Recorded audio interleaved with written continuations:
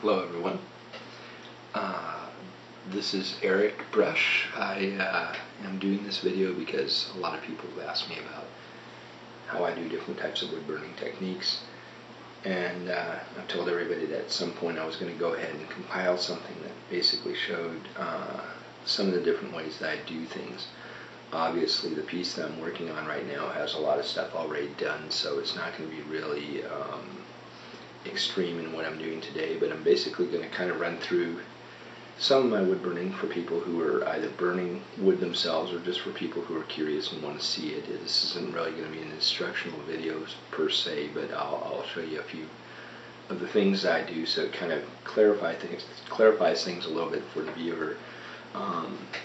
This is the burner that I use. This is actually a burner made by Walnut Hollow. It's called the Versatool.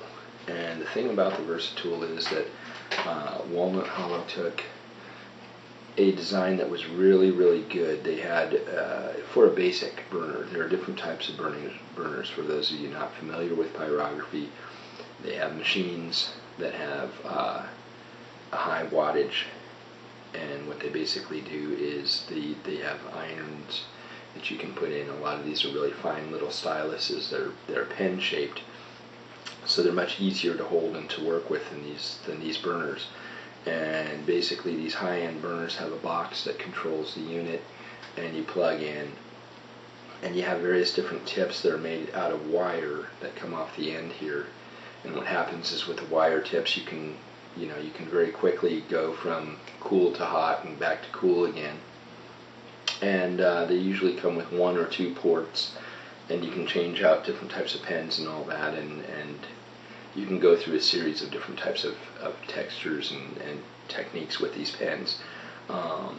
However, for the older, those are high-end burners, and they'll run you anywhere from a few hundred to up into the 1,000 plus mark for the different types of burners. This burner here can be purchased at most craft stores or even online for around $25 or so. So it's not a very expensive wood burning tool. It's a very inexpensive one, and as such it often has the stigma of being just kind of a cheap hobby burner, if you will, that you can't really do anything with. I've heard that so many times. It's become kind of a personal crusade of mine to make sure that I'm doing things with this type of burner and showing people that, yeah, if you master the tool, you can do anything with it. The very front of the tool has a tip in there called a universal tip, and the universal tip is a really amazing point. When they manufacture these, they don't really do it, they make these points as a general design, and I don't think that the people who make them have used them very extensively. They've got some rough ideas. They were good ideas, and they came up with them. This particular universal point has been modified, and for those of you who wood burn and ask me about how they're modified, this is a 3M pad. It basically has foam on the back. It has sandpaper on the front, and to get the tip to where it's actually got a little bit of a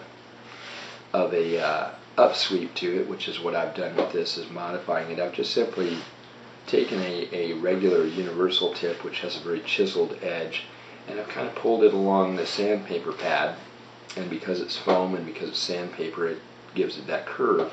This also cleans any kind of excess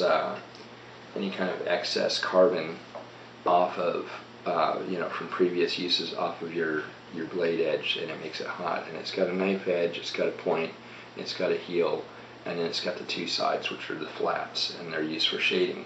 And basically right now this burner itself has a rheostat that comes with it, so it's basically adjustable. Because the high-end burners have variable temperature, Versatool wanted to do the same thing and make theirs variable temperature so that they could then compete in the market. The problem that they had was that this burner, when they decided to improve it, they hired an engineer to do this design, I guess, or they designed it themselves and got somebody to put it together. And what wound up happening was that this was originally about this far away from the actual burner, and what would happen is when you were burning, this would actually hit into your arm and drape over and get all over the place and be really in the way.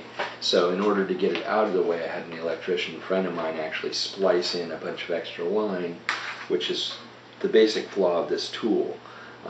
Other than that, it's a perfectly good tool. It works really well. Right now I'm kicked up to about 600 degrees or so, and I'm going to be working a little bit on the lines fur. I'm also going to do a little bit, I'll show you just a tiny bit on the texturing on the bark. The bark that is running through this portion of the burn actually has a lot of little dots on it. It's already actually been textured in, and it's all together, and it's just doing really well. Sorry, cat in the background having this disagreement. Anyway, it's textured real well, and it's got a lot of spotting that you don't see.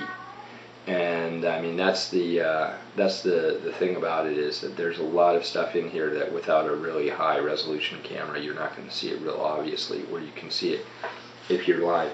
But anyway, in order to get kind of a lighter effect, I've actually taken a little bit of sandpaper and a little bit of an X-Acto knife, and I've kind of lightened out these edges. And what's happened is the little grooves that are inside the bark have actually kind of vanished a little bit. So what I do is I come back in with the burning tool, and I simply place the burner along the edge, and I follow the contour line up, and this will allow me to then darken up those edges, which I lost when I sanded it down to lighten it out so that you could see the light contrast on the edge of the wood.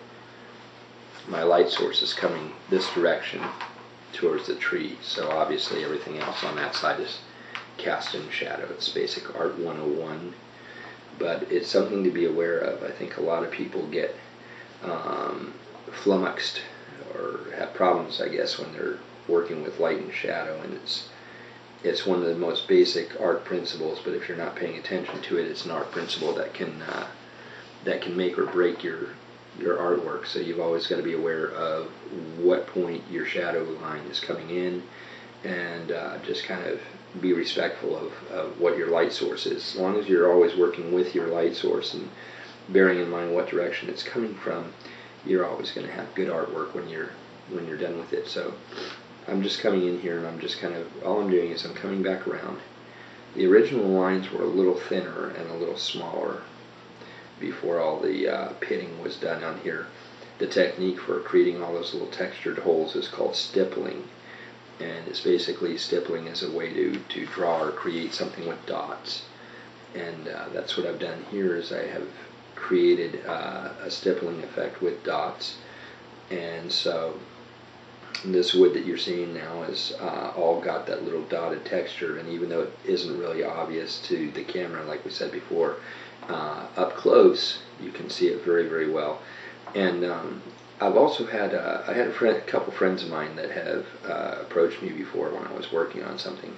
I had taken an earlier piece down near the beach off of Siesta Key and in Sarasota, and I was sitting at the beach working at it on this piece, and some friends that I knew came by, and one of them is blind, and he had actually, when he found out that what I was doing was pyrography and that it had a relief type surface, he was actually able to come up and touch the artwork, and then was immediately able to tell me what it was. At the time I was working on a saber-toothed cat, and he ran his hand over the wood, and he could feel it, you know, because his fingers were so sensitive.